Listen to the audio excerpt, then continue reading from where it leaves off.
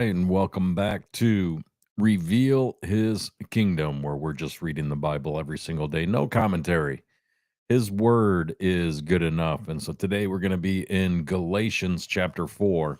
Galatians chapter 4. And these are all coming from the New Living Translation, Galatians chapter 4. So let's go ahead and get started. Think of it this way. Think of it this way. Let me get this bigger for you. Think of it this way. If a father dies and leaves an inheritance for his young children, those children are not much better off than slaves until they grow up, even though they actually own everything their father had. They have to obey their guardians until they reach whatever age their father set. And that's the way it is.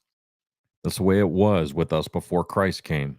We were like children. We were slaves to the basic spiritual principles of this world. But when the right time came, God sent his son, born of a woman, subject to the law. God sent him to buy freedom for us who were slaves to the law so that he could adopt us as his very own children. And because we are his children, God has sent the spirit of his son into our hearts, prompting us to call out, Abba, Father. Now you are no longer a slave, but God's own child. And since you are his child, God has made you his heir. Paul's concern for the Galatians. Before you Gentiles knew God, you were slaves to so called gods that do not even exist. So now that you know God, or should I say, now that God knows you, why do you want to go back and become slaves once more to the weak and useless spiritual principles of this world? You are trying to earn favor with God by observing certain days or months or seasons or years. I fear for you. Perhaps all of my hard work with you was for nothing. Dear brothers and sisters, I plead with you to live as I do in freedom from these things, for I have become like you Gentiles, free from those laws. You did not mistreat me when I first preached to you. Surely you remember that I was sick when I was first brought to you the good news. But even though my condition tempted you to reject me, you did not despise me or turn me away. No, you took me in and cared for me as though I were an angel from God or even Christ Jesus himself. Where is that joyful and grateful spirit you felt then? I am sure you would have taken out your own eyes and given them to me if it had been possible. Have I now become your enemy because I am telling you the truth?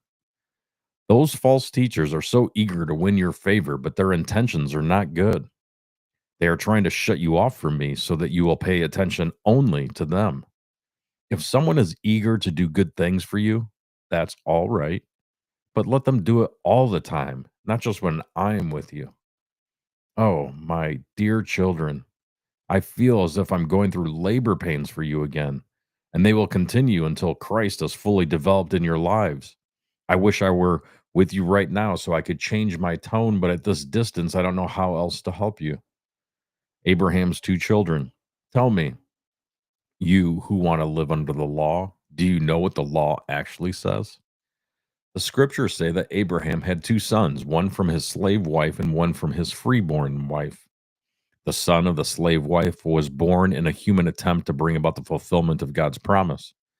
But the son of the freeborn wife was born as God's own fulfillment of his promise. These two women serve as an illustration of God's two covenants. The first woman, Hagar, represents Mount Sinai, where people received the law that enslaved them. And now Jerusalem is just like Mount Sinai in Arabia, because she and her children live in slavery to the law. But the other woman, Sarah, represents the heavenly Jerusalem. She is the free woman, and she is our mother. As Isaiah said, rejoice, old childless woman, you who have never given birth. Break into a joyful shout, you who have never been in labor. For the desolate woman now has more children than the woman who lives with her husband. And you, dear brothers and sisters, are children of the promise, just like Isaac. But you are now being persecuted by those who want you to keep you to the law, just as Ishmael, the child born of by human effort, persecuted Isaac, the child born of the power of the Spirit. But what do the scriptures say about that? Get rid of the slave and her son, for the son of the slave woman will not share the inheritance with the free woman's son. So, dear brothers and sisters, we are not children of the slave woman, we are children of the free woman. That is Galatians chapter 4 from the New Living Translation. Revealing his kingdom, built for eternity, saved by grace. Through faith, Jesus Christ is King of kings and Lord of lords. Have a phenomenal day. Jesus won, by the way.